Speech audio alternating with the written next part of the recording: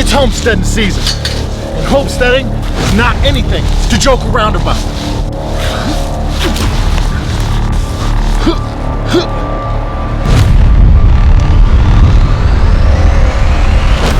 Some people become homesteaders. Some of us are born homesteaders. What's up, Cattywampus crew? Welcome back to Cattywampus Acres. It's Jason and Ellery, and we have so much homesteading to do. But if you watched our last video, we were trying to encourage some folks to get going with homesteading, make 2021 your year to get going with homesteading. And so hopefully you're with us from there, or you're already with us, so we gotta get going. Ready? Yes. Ready? Let's go. Let's get into it. Here we are in our orchard. This is our little home orchard, backyard orchard, whatever you want to call it. Last year when we planted all these trees, we planted this persimmon. This is a Fuyu persimmon. So we planted this. Well, thank you, man. You're a little dirty. Got me a dirty shovel, but it's all right because it's gonna get dirt on it anyways. Come on in here.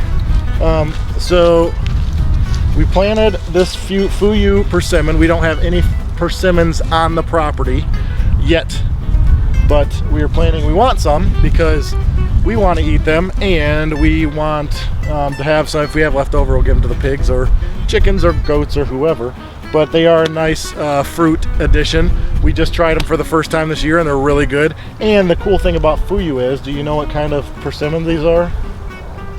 These are non-astringent persimmons. There are astringent persimmons and non-astringent persimmons. The Fuyu is a non-astringent, which means before it gets to like the jelly phase, when most people eat a persimmon, you can actually eat them like an apple or whatever.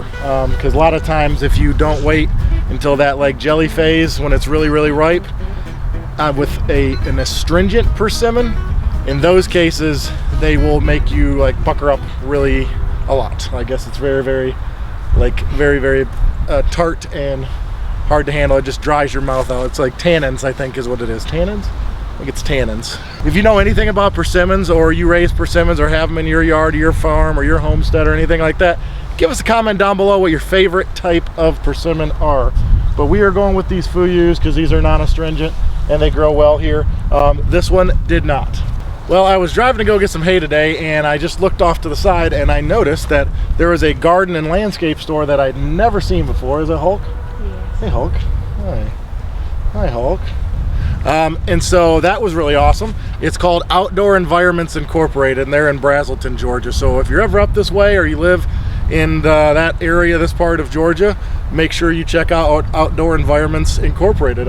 They have a really large selection. I'm quite sure they're online. If I can find the link to them online, I will try and put that in the description down below.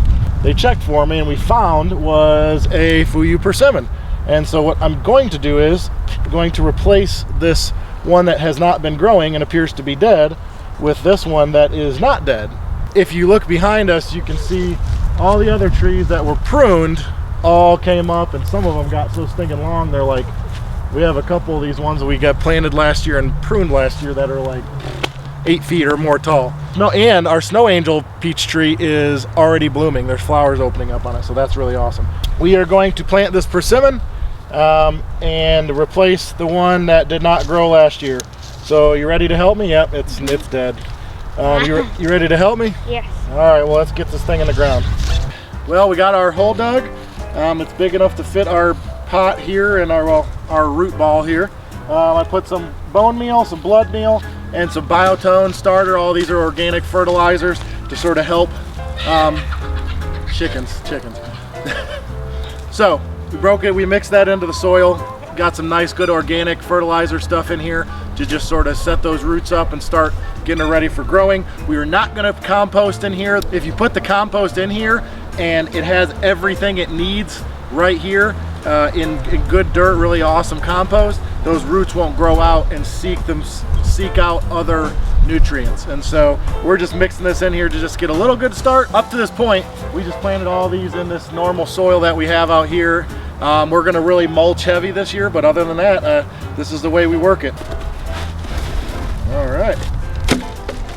Okay, and here is our root ball here. I'm gonna sort of a little bit loosen it up. Don't want to damage the roots really or anything. Here's our graft. You never, ever, ever want to bury this. Hey, just make sure you don't bury the roots, the root graft down here. And yeah, let's break this up and get this covered up. Alrighty, we are leveled up on our dirt. We planted it below the rootstock. We'll use our collected rainwater from our rainwater collection system and water it in real good. You should always prune a little bit when you plant, and we're gonna go through, make sure you stay with us because we're gonna definitely take you through a full pruning in our orchard here because we got to prune everything before they take off. So I'm not gonna go too crazy, but I am gonna take off some of this growth here all the way around the tree, just to sort of wake it up, prune it to some outward growing buds, get rid of any crossovers, anything like that. That's a crossover. We don't know what shape we're gonna do with this yet, so that's why I'm just doing sort of a light, real light pruning.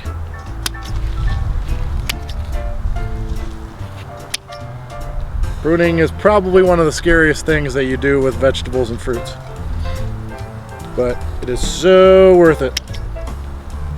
Like I said, not a heavy pruning on this one, but I just sort of want to wake it up and sort of help it take off, and pruning stimulates growth almost all the time.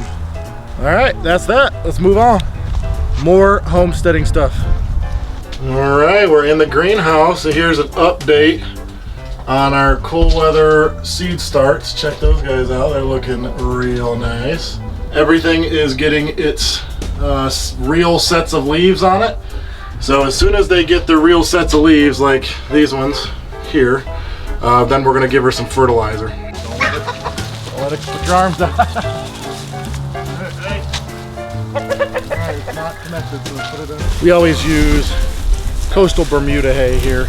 We've done some, oh my gosh, look what I just found. I thought I heard something in there. So, as I was saying, we use coastal Bermuda. We've used rye before, which I know the goats like a lot because it's a higher sugar content, but it makes Fiona even fatter than she is now. So we try and stay, Lauren does not want Fiona to be any fatter than she already is. If you didn't know, this time of year is really rough if you've never raised chickens before. Chickens do not lay a lot of eggs right now. We are getting some, but we do have a lot of chickens. So if you are raising chickens and all of a sudden you go from like 6, 12, whatever dozen a day, and then all of a sudden you're getting like 1 or none. If it's winter, that's why. Chickens molt this time of year, which means that they're getting rid of their, watch out chicken, watch out chicken, watch out chicken, get out of there chicken. Chickens will get rid of their old feathers and they'll grow new feathers. When they come back, they are gorgeous, but each time their egg production drops just a little bit. Chickens need 14 hours of light to produce an egg. That's the way their bodies work. And so if they don't get those 14 hours of light, whether it be real or fake light, then you don't get an egg. Oh my gosh, no, I don't want free chickens in there. Get off. Gotta clean the coop. It's really gross. Really, really, really gross. Yeah, it's pretty gross. A lot of poop. That is a lot of poop. Alright, coop was really bad, but we got that done, so that is good. The other thing we got from the place I just found, Outdoor Environments, in Brazelton, Georgia, was some of my favorite landscaping fabric. We needed to get another few hundred feet. This is a 4-foot roll by 300 feet long. This is, it's not the DeWitt brand that we normally use. That kind of has yellow lines on it. This has green. Not really a big deal. It still appears to be the same weight and durability. This was 72 bucks. I know that sounds like a lot for a garden, but when we are not out there weeding every single day, it makes a significant difference. I think an issue a lot of us have that garden and homestead is that if something gets a little bit out of control, we want to just like sort of leave it and forget it.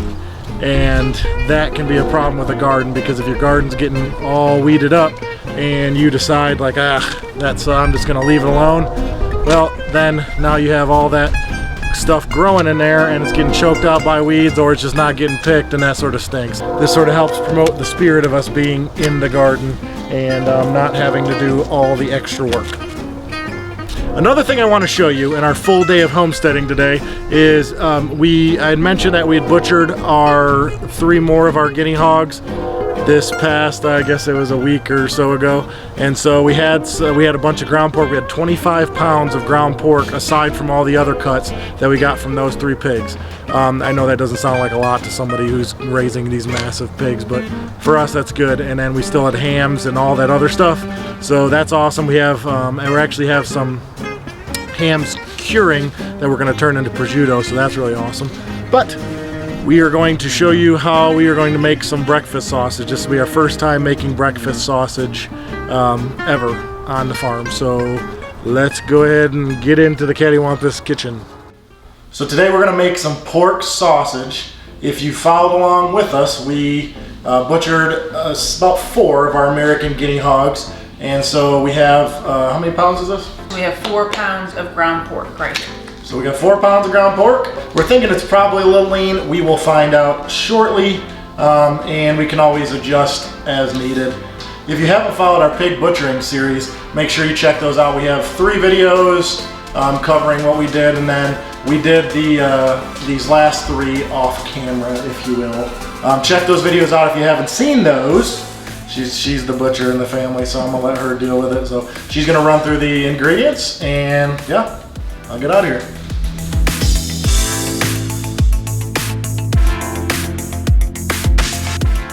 So here we have our sausage.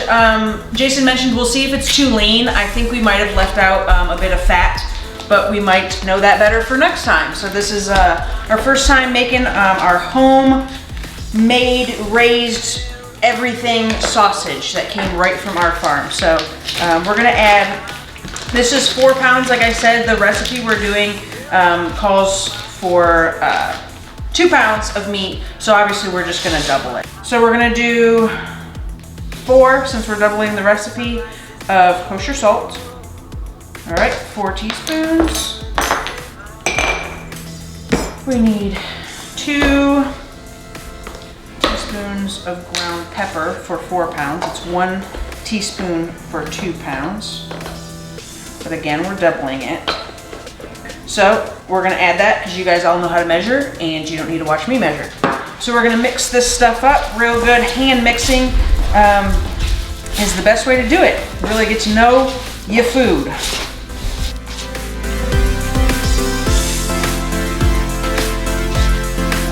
So what you could do from here, obviously, if you were feeding a bunch of people, you could cook 4 pounds of pork, of sausage. You could put it in 1 pound packs and vacuum seal it, which we'll do with 3 pounds of this, and then just experiment and just show you guys we are actually gonna cook up some and have it for breakfast. So this is what it is mixed. Like I said, I do think we probably should have added some more fat into this. That'll help with the cooking. Things to know next time. And fat, we would separate the skins. We did separate the skins from these pigs. We do intend to attempt pork rinds with them. And the fat from that back fat is what we would use to add to this.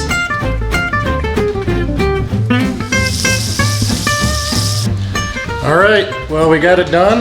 This will be our first taste of our homegrown American guinea hog breakfast sausage. Ooh. All right, good. I think that turned out really well. Well, thank you for joining us in the Cattywampus kitchen. Thank you to my wife for making some delicious breakfast sausage. I want you to remember that what we've shown you today is a really good example of when you homestead, you're home fed. All this came from here. We raised these pigs from when they were little, grew them up out here, raised them off pasture and off everything we fed them, where they were responsibly raised. They weren't given anything that anything nasty or any kind of stuff, any additives, and we didn't put any of that additives or any kind of preservatives in this pork. This is about the best you can get when it comes to getting your own pork sausage. So Turned out really good. We'll see you guys next time.